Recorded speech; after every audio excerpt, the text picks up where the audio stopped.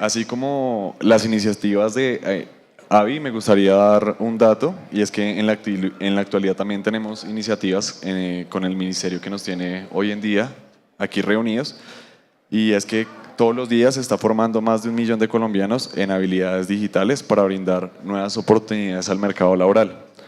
Con base a esto, continuamos con el panel con 3 grandes invitados. Este panel se ha nombrado Innovadores Desafiando Entornos Retadores.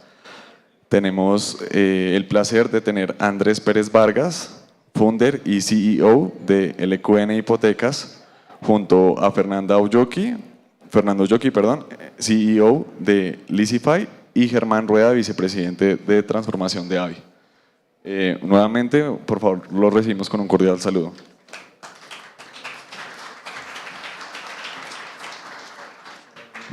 ¿Cuántos somos? Somos 4, ¿no? Creo que falta una silla, creo que somos 4. ¿Qué tal? ¿Cómo va todo? estás? Fernando, Bien. mucho gusto. Germán.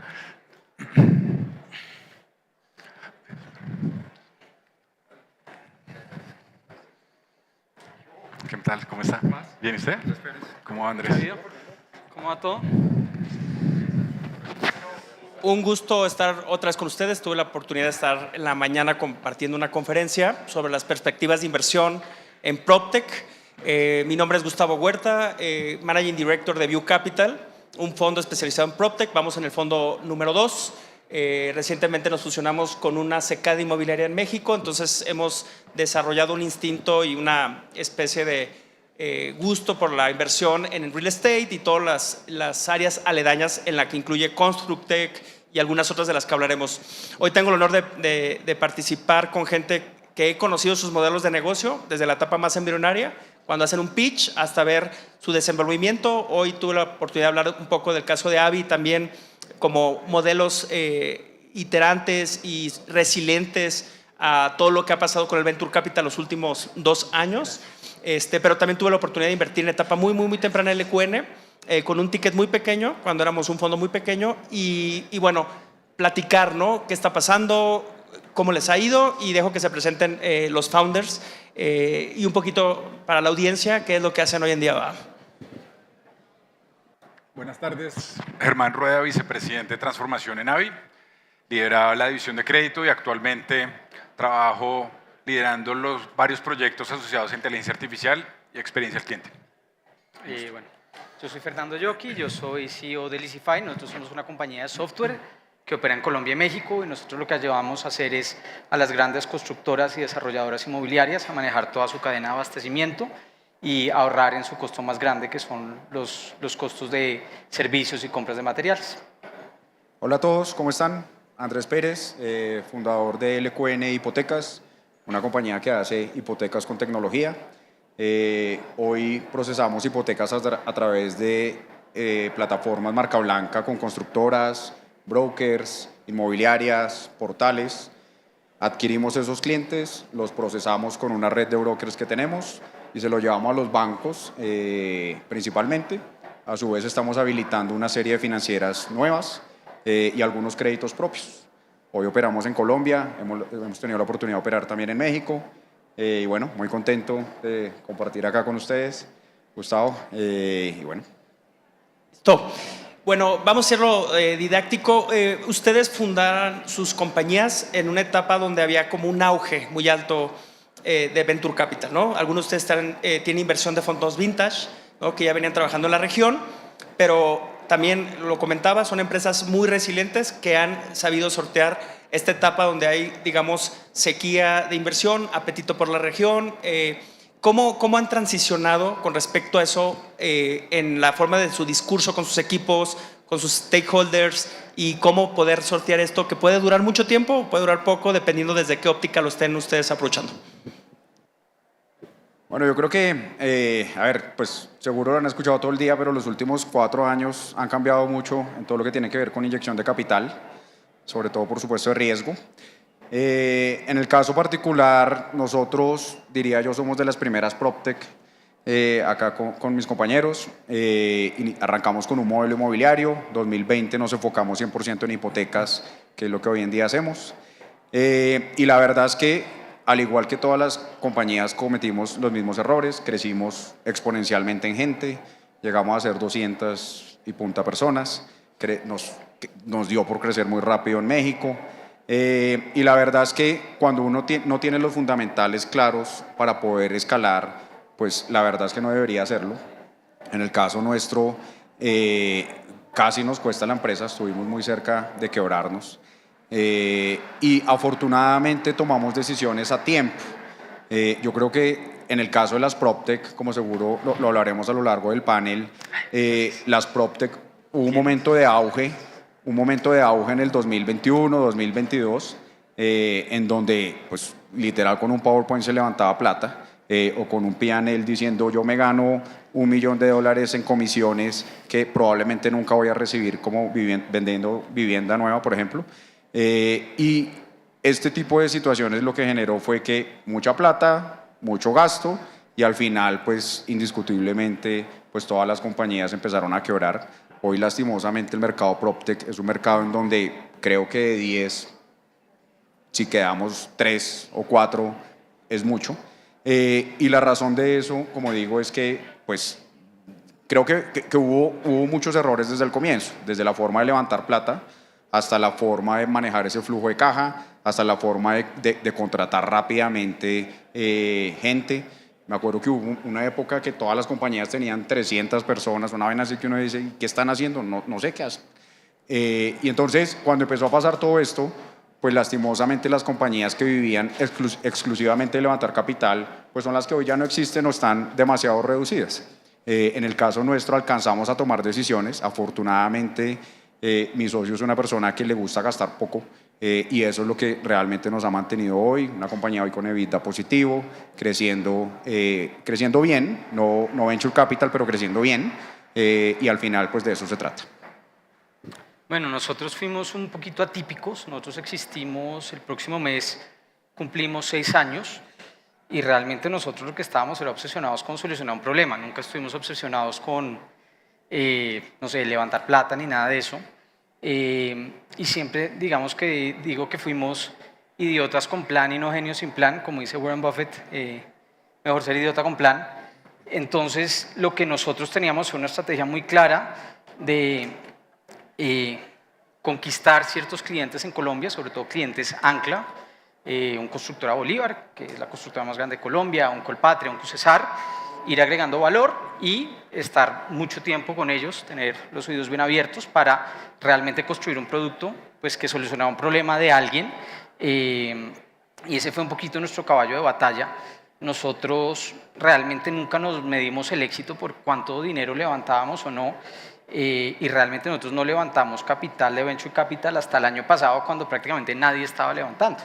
E incluso levantamos de fondos que no eran fondos que habían invertido tradicionalmente en la región y buscamos, digamos, un grupo de asociados que nos dieran ciertas cosas y con un objetivo muy claro que era, bueno, ya los primeros 5 años logramos crear una buena masa crítica en Colombia, vamos a ir a México y desde inicios de este año también estamos en México. Pero nosotros entendemos muy bien cómo funcionan los negocios de software, que los negocios de software son negocios donde hay que, digamos, crecer lento, porque pues, una venta de software enterprise, no vale preguntar a ChatGPT cuánto se demora un ciclo de venta de software enterprise y te dice 12 meses. Entonces, no puedes ir a 200 km por hora si el ciclo de venta son 12 meses. Nosotros no llevamos 12 meses en México, ya tenemos más de 10 clientes y clientes Ancla. Pero digamos que siempre hemos sido muy disciplinados en ese sentido y como te comunicaba antes del panel, pues tampoco para nosotros es tan lineal que si gastamos más dinero vamos a crecer más rápido. Hay un ciclo de adopción de la tecnología y nosotros tenemos que empezar por el awareness porque nosotros vendemos un producto que la gente no sabe que existe para un dolor que no saben que tienen. Entonces, pues yo le puedo botar toda la plata a eso, pero tengo que hacer un proceso muy disciplinado. Entonces, pues ya estamos muy consolidados en Colombia, vamos bien, queda mucha tela por cortar sin duda.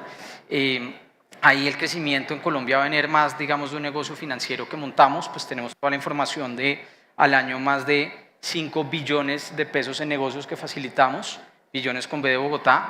Entonces sabemos quién hizo ese negocio y cuál negocio fue ese. Entonces estamos montando un negocio, digamos, financiero para ayudar a que esos negocios se paguen más rápido. Yo fui contratista en su día y entiendo lo que es no tener caja o que uno le deban plata.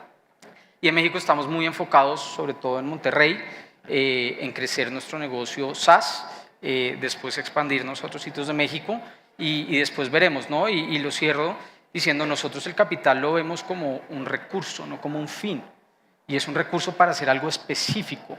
Entonces, pues cuando necesitemos dinero para expandirnos, en ese momento seguramente iremos a buscarlo, pero no digamos que estamos en el plan de ir a necesitar como lo que llaman oxygen money, que es, oiga, me estoy fundiendo, nada de eso. Y además, pues un negocio de SaaS no es un negocio que sea muy capital intensive. Realmente uno puede construir un negocio muy disciplinado con un equipo, digamos, limitado de gente. Nosotros nunca hemos tenido más de 35 personas y creo que por ahí nos vamos a quedar.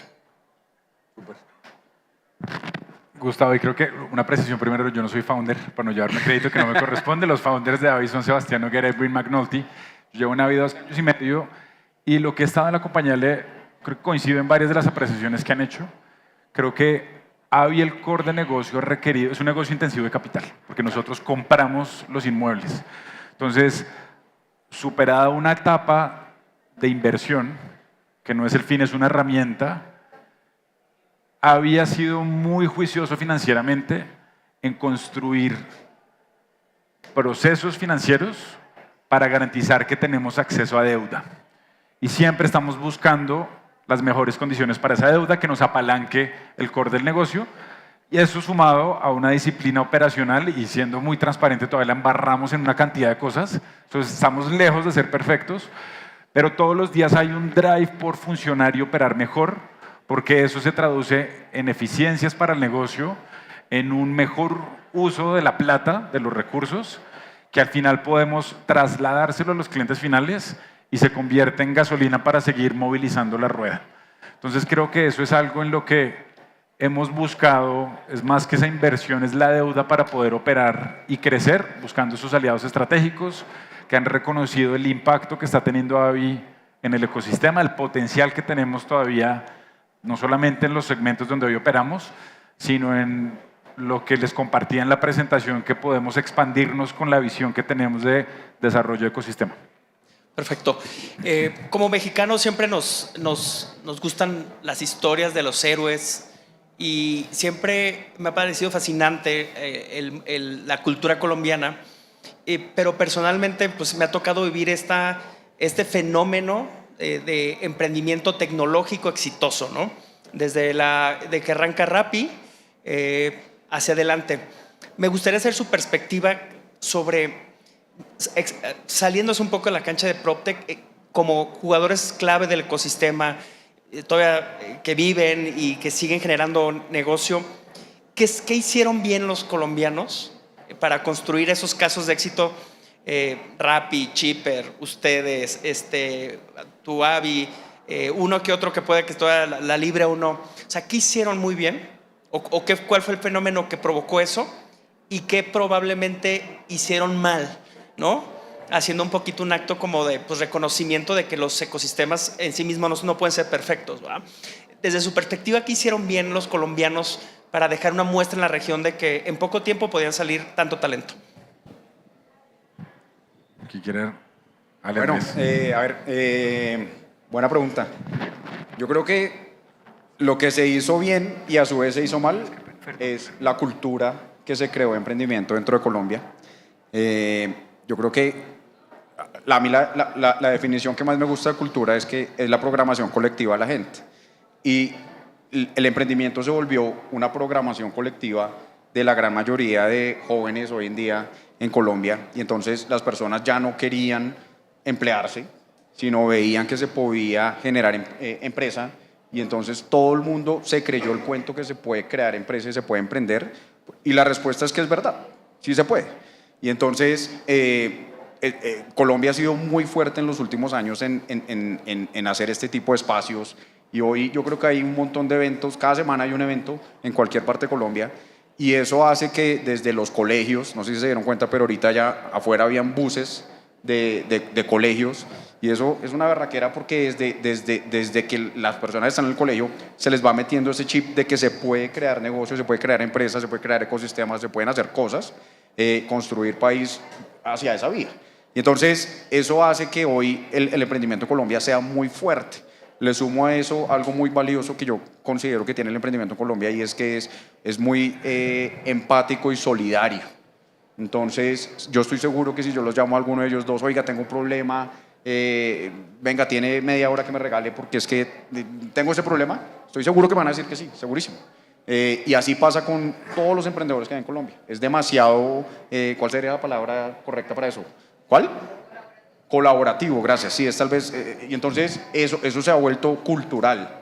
Ahora, ¿cuál es el problema de eso también? Porque eso también genera que de alguna manera se vuelva irresponsable el emprendimiento. Y entonces, ¿qué es lo que ha pasado también en los últimos meses o años? Y es que levantar plata, hubo una época que se volvió muy fácil. Y entonces se volvió más fácil para las compañías 0 kilómetros con un PowerPoint que para las compañías que tenían de alguna manera una atracción.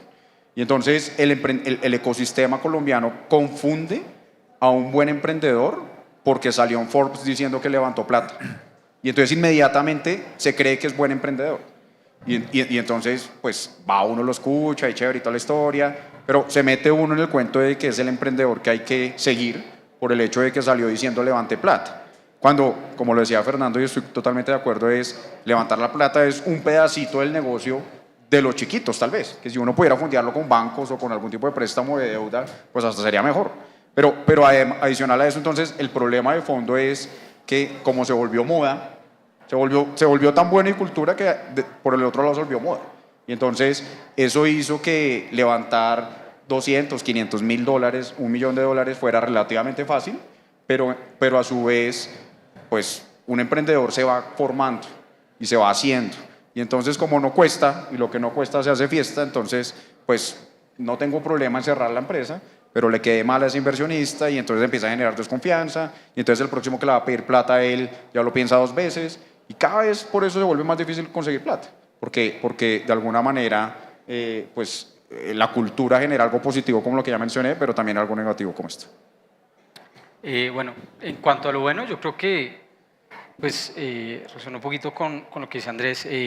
La cultura, creo que Colombia pues venimos de una historia muy difícil, ¿no? Cuando yo era niño era la época de Pablo Escobar y eso, y este país realmente, pues yo me acuerdo, yo fui a la universidad en Estados Unidos y cuando yo iba a la universidad ahí uno de donde es de Colombia le decían, cocaína, Pablo Escobar, o sea, nosotros siempre fuimos como el patico feo de la región, y yo creo que eso pues es gasolina, y yo creo que motiva a muchas personas y en Colombia es un país chévere, donde hay buen talento, eso es lo segundo, creo que Colombia tiene muy buen talento humano, hablo con emprendedores de otros países y realmente aquí el capital humano es muy bueno. Y lo tercero, pues sin duda yo creo que Rappi fue un ejemplo un poquito de lo, oiga, sí se puede, ¿no? Porque estos manes se juntaron a vender donas en el Parque de la 93 y miren lo que hicieron, y yo creo que sobre todo rompieron paradigmas, ¿no? Porque muchas veces yo creo que las barreras son mentales, ¿no? El que empieza ya pensando que no va a poder, pues no va a poder, y yo creo que ellos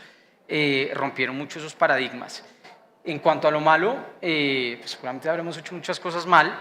Yo lo que voy a decir es, en esta última semana hemos estado, mi socio y yo, en Ciudad de México y aquí en Bogotá, con 2 emprendedores del mundo PropTech que levantaron mucha plata, y los 2 nos dijeron exactamente lo mismo. Yo levanté plata por FOMO. Yo vi que mi competidor levantó más que yo y me dijeron, oiga, ahí hay plata, vaya y pida un cheque más grande. Y los 2 dicen, no, hoy me arrepiento porque esa plata no la necesitaba. Las 2 empresas tenían por el norte de 3.000 empleados y las 2 tienen hoy en día menos de 150. Entonces yo creo que sí, a veces como que ¿no? Nos emborrachamos un poquito en esa efervescencia de hay de todo, y yo creo que se pierde un poquito la disciplina del negocio, o se confunde realmente lo que sea antes, qué es un buen negocio. Pero bueno, pues no sé, en este deporte del emprendimiento uno aprende mucho más de los errores que de los aciertos, ¿no?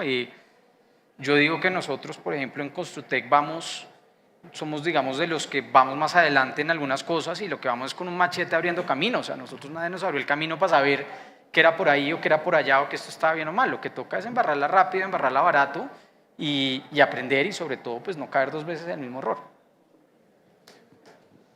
Yo a eso le sumaría, el AVI está en Colombia y México, entonces de los otros países quizás no tenemos contexto y sin que sea un reflejo de México, pero creo que algo que destaca Colombia es la ética laboral y lo hemos visto en la evolución del negocio. Cada vez optamos por tener talento colombiano dentro de la empresa, por el nivel de compromiso, por el nivel de trabajo, por lo como invertidos emocionalmente y de pronto es el chip y la configuración que por el contexto colombiano, pero ha marcado muchísimo la diferencia esa hambre, quizás sea por lo que también dice Fernando de la historia del país, pero marca mucho la diferencia en la ejecución, esa disciplina y ese foco. Obviamente tienen mucho que ver los líderes de la compañía, esa conexión con el propósito y con la misión que tiene la empresa, pero creo que eso es algo comendable, esa capacidad de soñar y ejecutar y hacer que las cosas pasen. Creo que algo muy bueno que se está dando, que menciona Andrés también, y lo hemos visto, creo que sobre todo en los últimos 2 años, fortalecerse es esa colaboración entre el sector. Un reflejo de eso, Colombia Tech Week, lo que han hecho varios de las personas que salieron de ese primer unicornio en la construcción del ecosistema, y eso creo que es algo bueno porque hacer quizás más pequeña la comunidad y un apoyo más grande en tratar de compartir ese conocimiento. Yo creo que desde los retos, creo que se puede todavía compartir más. Creo que nadie sabe, creo que si todos supiéramos lo difícil que era antes de meternos, lo hubiéramos pensado muchas veces antes de empezar. Y si bien el emprendedor va a ser emprendedor sin importar el tamaño de la montaña que quiera escalar, sí creo que se pueden ahorrar muchísimas tiempo, hacerlo lo más barato posible, compartiendo más ese conocimiento y más que algo malo, creo que es una oportunidad, algo que se puede fortalecer a futuro para quienes lo estén haciendo, quienes estén pensando, sea PropTech, BlankTech, lo que quiera que se estén soñando. Creo que ahí hay algo muy importante que diferencia a Colombia, es ese impulso a tratar de construir. Y lo último es, muchos han aterrizado en México y algo que he visto es, creo que podemos soñar más grande y pensar en Estados Unidos en mercados más amplios. Hay limitantes para eso, pero creo que se puede partir con una visión mucho más amplia, no solamente Colombia, sino yo estoy construyendo ya internacionalmente. Entonces puede que con esa visión cambie la manera como se aborda el problema y no solamente en mi nicho, en mi mundito, en mi geografía. Como inversionista, pues llevamos 50 inversiones, una buena parte del portafolio han sido afortunadamente colombianos. Hemos tenido la problemática, muy especialmente con el portafolio colombiano, que no saben dónde está el way out del negocio. Es decir, en qué momento tengo que vender la participación de la empresa y regresar el dinero a los inversionistas. Ustedes, al recibir dinero de fondos de capital de riesgo, asimismo reciben una obligación fiduciaria de regresar ese dinero eventualmente, pero me da la impresión de que en este ecosistema falta esa pinza, ¿no? La pinza de la salida. No tenemos ningún ejemplo. O sea, ok, Rappi probablemente valga 5, 8 billones, no sabemos porque no se ha hecho, o ustedes pueden valer también una cantidad considerable de plata, pero nadie sabe porque nadie ha podido salir ni vender su compañía. Con respecto a eso, ¿ustedes qué visión tienen a sabiendas que en algún momento de su historia, de su negocio, tienen que regresar una parte del equity que han dado a un tercero? Sí, también es una buena pregunta. Y yo creo que es otro de los temas gruesos del emprendimiento en Latinoamérica. Y cuando me hacen esta pregunta, normalmente mi respuesta va encaminada a nosotros acá en Latinoamérica. Nos trajeron el cuento de Silicon Valley. Y entonces nos trajeron que es que usted tiene que levantar un montón de plata y la serie pre-seed, seed, y venda al 15 o venda al 20 y va haciendo y después se vuelve unicornio y hace IPO y se volvió rico y entonces toda la historia. Y eso funciona muy bien en Estados Unidos, en un mercado que tiene liquidez para hacer adquisiciones de empresas. Pero en un mercado como el latinoamericano, yo hoy en día, después de todo este recorrido, creo que es un escenario que hay que replantear. Y hay que revisar muy bien ese tipo de inversiones, porque el venture capital es muy distinto acá que en Estados Unidos. Y nosotros en Latinoamérica necesitamos, por ejemplo, ahorita que empiecen a haber IPOs. O sea, yo me sueño con el IPO de Avi, me sueño con el IPO de Rappi, porque lo necesitamos. Y alineado a eso, pues los éxitos son muy pocos. Entonces, cuando uno empieza a entender el por qué, y si uno va hoy en día a una aceleradora o a este tipo de sitios que es donde le enseñan a uno en teoría a emprender, cuando no sabe, pues le meten el mismo cuento de Silicon Valley y a uno le dicen, tiene que levantar así y entonces tiene que llegar a valer 300, 500, 1 billón, pero la realidad es que es difícil, o yo he visto muy poquitos casos, de una compañía que compre a otra por más de 50, 70 millones de dólares en cash. Ojo, cash. M&As por swap de acciones, pero eso no es nada. En realidad yo considero que un swap de acciones es volverse a emplear, es emplearse para otro, pero a seguir haciendo lo mismo. Y entonces a Latinoamérica le faltan éxito, pero para que eso pase, desde que uno empieza a emprender, uno tiene que ser claro con el inversionista, que creo que en lo que hemos fallado muchos, y es decirle, oiga, yo no voy a hacer un $1 billion company, no voy a hacer. Yo voy a hacer una compañía que se va a vender en 20, y no está mal.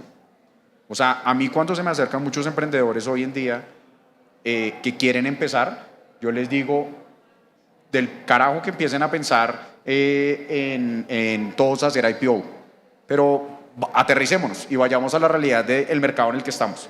Y entonces, ¿por qué no más bien nos concentramos en construir una empresa que podamos vender en cash, que eso sí puede pasar, de 10 millones, de 15 millones, de 20 millones, y entonces ahí empiezan a haber múltiplos para todo el mundo. Pero como a uno le meten ese cuento de Silicon Valley, pues entonces la teoría está completamente en contradicción con la práctica real de Latinoamérica. Y esa es la verdad, al menos de lo que yo creo.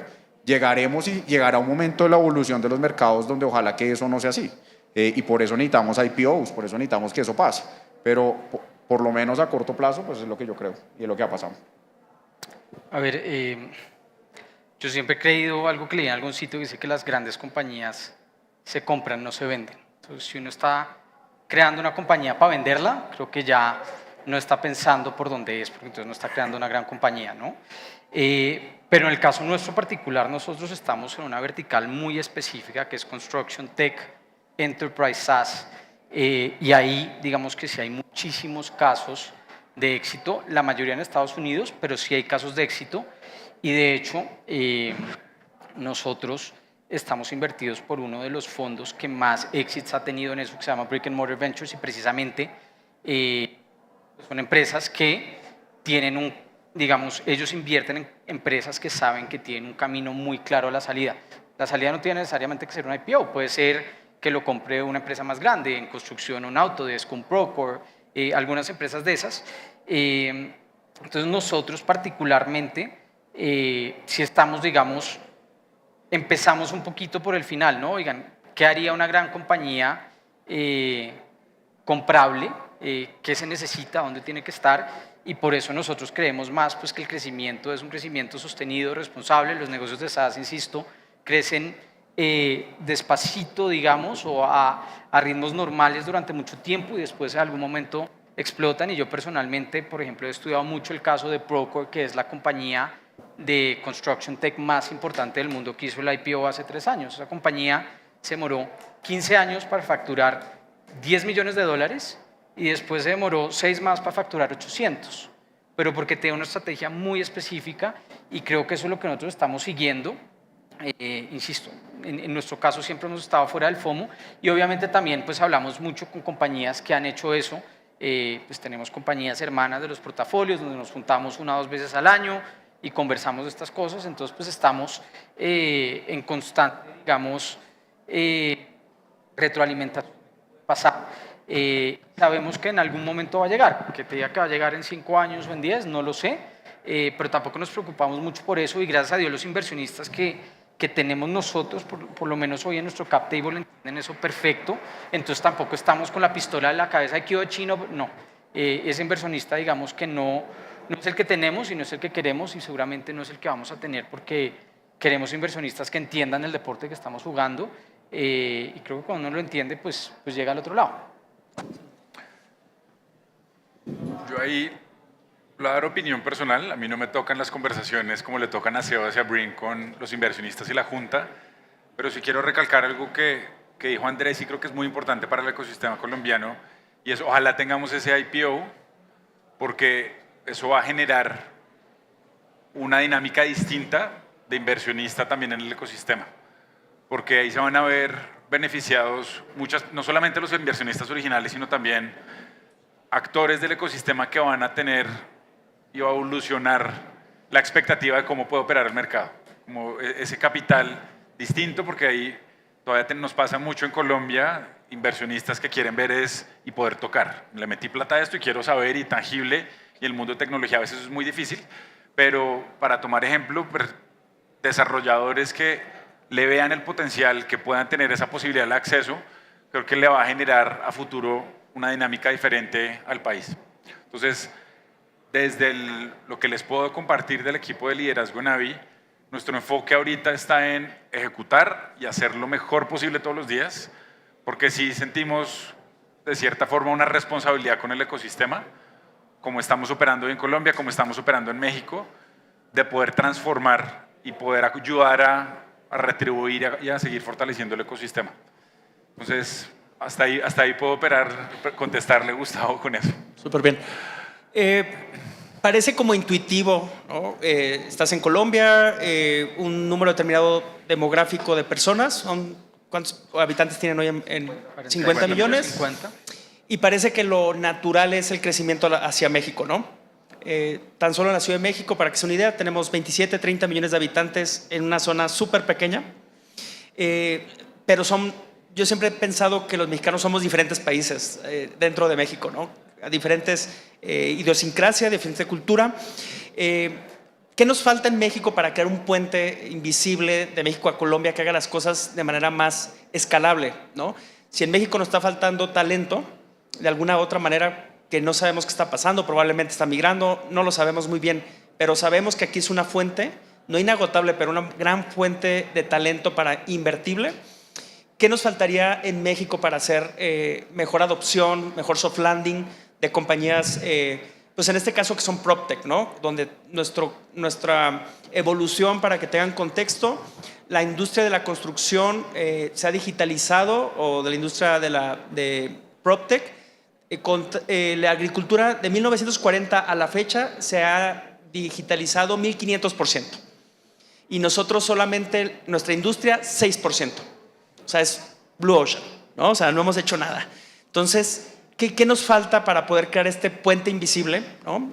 Para poder hacer más escalables las empresas, que haya una sincronía entre lo que estamos pensando, los fondos ya basados en México, etcétera, ¿no? Si quiere, yo arranco. Yo creo que pronto una de las cosas que podrían hacer es compartir conocimiento.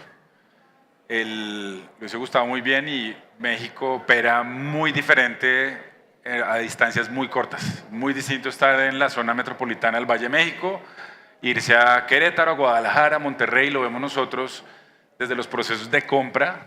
Un ejemplo muy específico, las notarías operan muy diferente como operan aquí en Colombia. Nosotros tenemos fortuna, desfortuna, como lo quieran ver, pero creo que es un gran beneficio tener estandarización en oficinas de registro. La Superintendencia de Notariado de Registro tiene estandarizadas tarifas. Se siente un poco como en México uno tiene que entrar a conocer cada microecosistema, lo que dificulta el despliegue para soluciones que tengan que ver con regulación. Compartir ese tipo de cosas, no sé cómo sea la reglamentación en construcción, en créditos, pero creo que ahí entendemos diferencias de cómo puede ser operar un broker financiero, esa separación que tiene que existir con inmobiliarias, Infonavit, Infoviste, todos los programas que existen allá. Creo que entre más se pueda compartir conocimiento, es más fácil contrastarlo, hagan de cuenta, como ponerle encima el mapa de las soluciones que existen hoy en el ecosistema para identificar esos gaps. Porque en México también hay gente muy talentosa, brillante, con ideas y emprendimientos que funcionan, pero creo que hay todavía oportunidad para actores que puedan entrar a retar, a llenar vacíos. Entonces, creo que entre más se pueda facilitar el entendimiento, ya con la comunidad del ecosistema colombiano ya hay un puente, porque creo que se comparte mucho desde esas historias, pero serviría muchísimo entender el detalle y aplíqueselo a cualquier sector. Lo mismo en salud, en el sector financiero, en todos. Entonces, y creo que hay oportunidad en todos los sectores. Yo creo que son dos cosas. La primera, comparto lo que dices. De hecho, hace no mucho le escribí a Shirley de Colombia PropTech y le decía, oye, preséntame a tu contraparte en México. Me dice, no, en México no hay México PropTech. Y yo, ¿pero cómo así?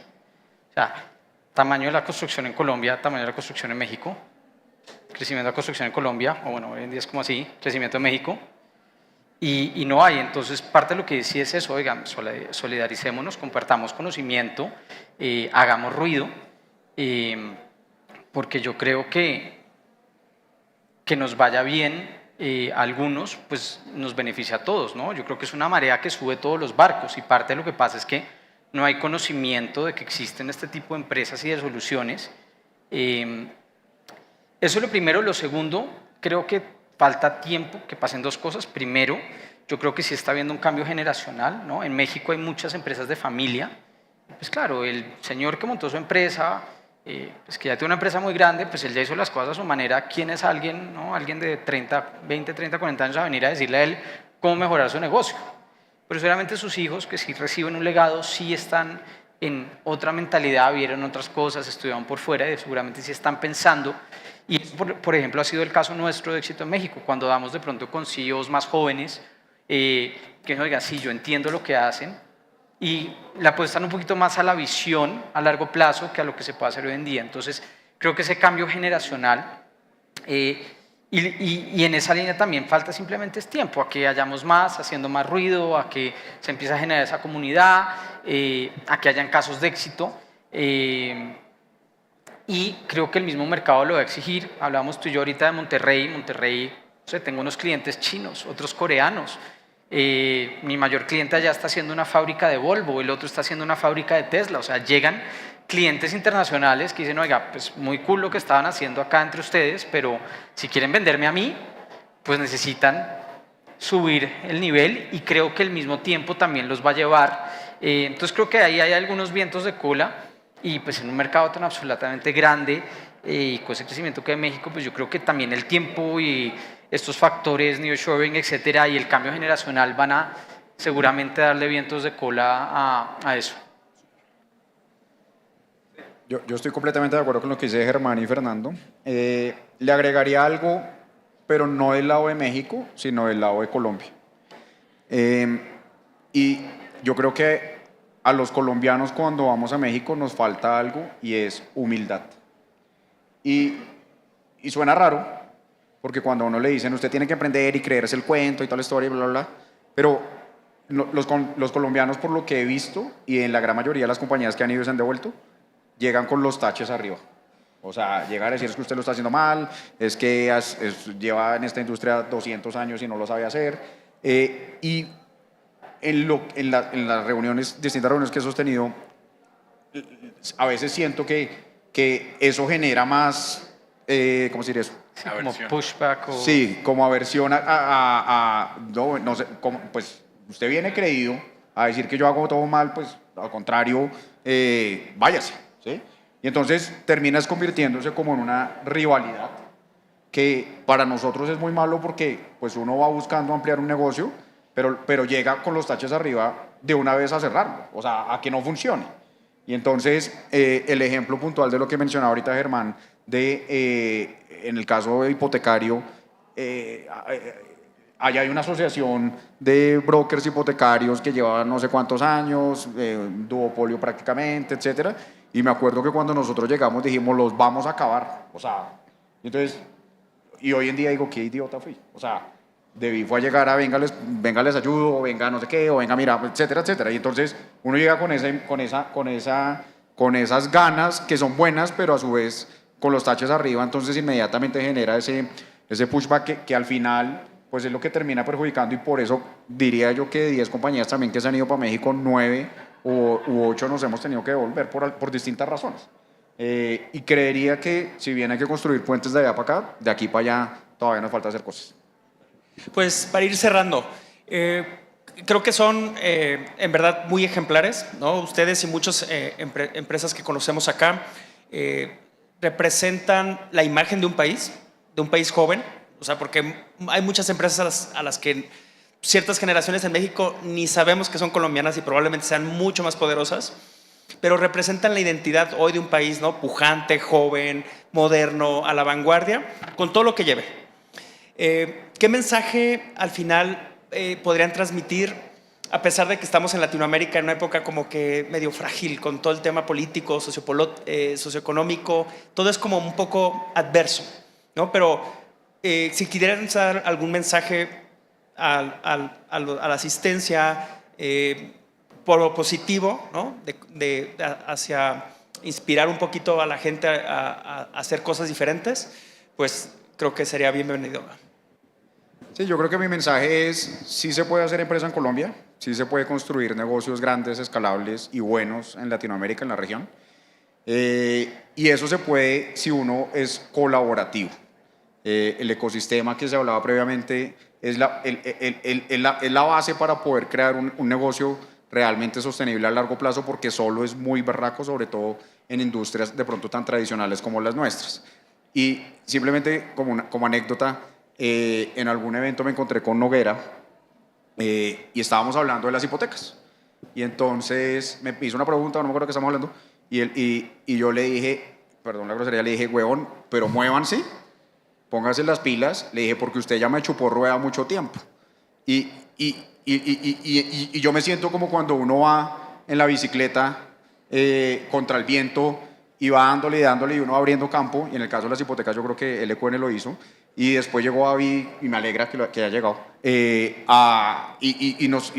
digamos, chupó rueda, en el buen sentido de la palabra, por supuesto, y cogió muchas de las cosas que de alguna manera abrimos nosotros, pero como es una carrera a largo plazo, esto es un tema, esto es una maratón completa.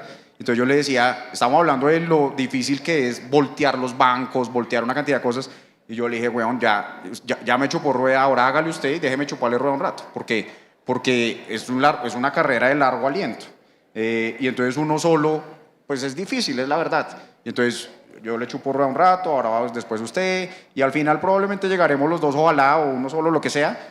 Pero se trata de ir creando ecosistemas, se trata de ir haciéndole también la vida más fácil a los de atrás, porque de eso se trata crear ecosistemas, de eso se trata crear país, de eso se trata construir, y yo al menos sí soy bien convencido de eso. Pues a ver, no sé si sea quien para dar consejos, diría 3 cosas que nos han funcionado. La primera es no creerle al ruido exterior. O sea, yo pienso como que el mundo es una constante para todos, o sea, el mundo es igual para todos, la variable es uno. Entonces uno es el que tiene que creerse si puede, si no puede. Y por ejemplo nosotros ahorita, en medio de un momento muy duro para el sector en Colombia, es cuando más estamos creciendo. ¿Por qué? Porque pues, nos sentamos en la empresa y nos oiga, no importa, o sea, si nosotros ya empezamos que no va a poder, que nos va a ir mal, pues ¿qué va a pasar? Pues eso, nada, aislemos el ruido, el mundo es igual para todos y hagámosle. Lo segundo, lo que decía antes, ser idiotas con plan, siempre nos ha funcionado, y cuando eso permea en una organización, pues todo el mundo llega a la oficina motivado, sabiendo qué hacer, y no están ahí calentando silla, y creo que el saber tener el plan y saberlo comunicar y repetirlo todos los días es importante. Y lo tercero, perdón por la palabra, pero no cometer estupideces o huevonadas, y creo que eso es mucho, no a veces pensar las cosas al revés, pensar qué no hacer. Y pues uno no piensa, muchos grandes fracasos en la vida personales, profesionales, son por embarradas que uno hace, por cosas que hizo, que sabía que no debía hacer y que uno sabía que estaban mal hechas y es, no, pues no importa. No, sí importa. Entonces creo que el tercero es no cometer estupideces. Si uno como que está ahí más o menos tratando de no cometer estupideces, más o menos uno sale adelante y llegará el momento que se alineen las estrellas. 3 cosas. Creo que estudiar la tecnología que existe hoy, porque siento que cada vez hay más acceso y es más fácil, sin tener todo un conocimiento técnico, construir soluciones. Y lo hablo específicamente de lo que estamos viendo en inteligencia artificial generativa. Entonces, para los que están aquí, para los que están conectados, no les dé miedo empezar a estudiar. Hay muchas herramientas y cada vez es más fácil construir soluciones para los problemas reales que ustedes, toda la audiencia, pueden estar viendo. Entonces, no les dé miedo meterse a estudiar y entender.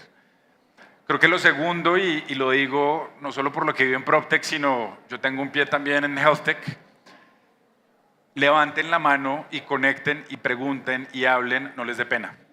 Porque para evitar cometer estupideces, para poder colaborar, toca levantar la mano y saber, yo no me las sé todas, estoy aprendiendo y se van a dar cuenta que en distintos ecosistemas, no solo PropTech, HealthTech, FinTech, se han formado organizaciones donde la gente está dispuesta a ayudar y colaborar.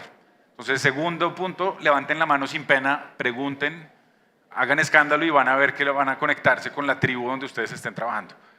Y lo último, y yo no soy una persona política, yo soy ingeniero técnico, pero entiendan lo que está pasando en el país, las decisiones que se están tomando, lo mencioné en la presentación, en todos los niveles, porque eso tiene una repercusión en la realidad de lo que nos espera a futuro. Entonces, estudiar, ver qué están diciendo, qué está pasando, qué son votar hasta en lo más local, de verdad saber qué es lo que está sucediendo en el país, porque va a haber repercusiones de esto que estamos haciendo a muchos años, y pues queremos que desde el sector privado el emprendimiento se ha mostrado N.000 veces es un motor de crecimiento y un movilizador social para todo el país. Entonces, participen.